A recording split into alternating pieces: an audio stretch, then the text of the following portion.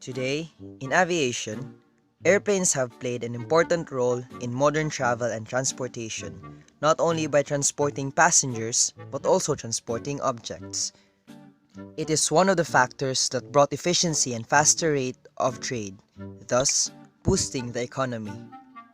Despite the load it carries, aircrafts are still able to soar in the skies with control and ease. The reason behind this phenomenon is aerodynamics, which deals with physical quantities and forces. Having the principle of aerodynamics, it paves way to controlled flight, and among these is the procedure of taking off. In this study, the researchers are to find the forces that cause the vessel to fly. So we've come up to a question: how do planes fly?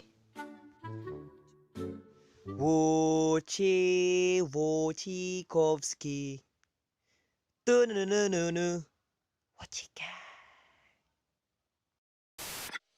According to the third law of motion, every action has an equal and opposite reaction. In the concept of aerodynamics, there are also forces that play in flight.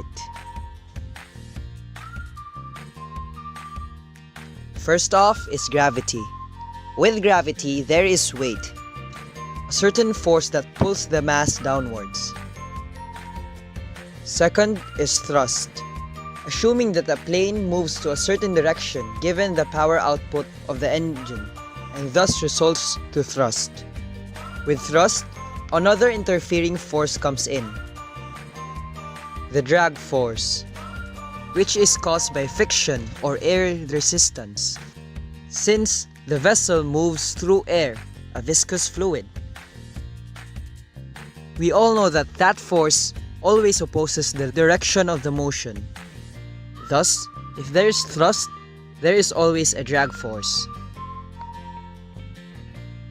But despite these forces that come to play, what makes the plane fly? The answer is lift force. Lift force is the force that lifts the object. It always opposes the motion of the weight force. But how does the plane fly with lift force? The modern lift equation. Lift force is equal to lift coefficient times air density and velocity squared all over 2 times area of wing. How to get these values? Simple. The lift coefficient varies with the angle of inclination or the angle of the plane is taking off. The formula of the lift coefficient is equal to 2 pi times theta. To get the value of air density, you must calculate the atmospheric pressure which the plane is situated in and the altitude of the plane which it is flying. To get the value of velocity, you must identify the speed in which the plane is having. The area of wing is given by the manufacturing company depending on the plane. You must identify the plane in which it is using. At last.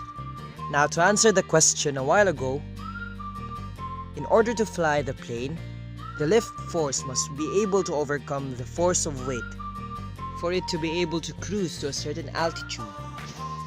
And how do we get that certain lift force? Simple, with the formula given, the modern lift equation.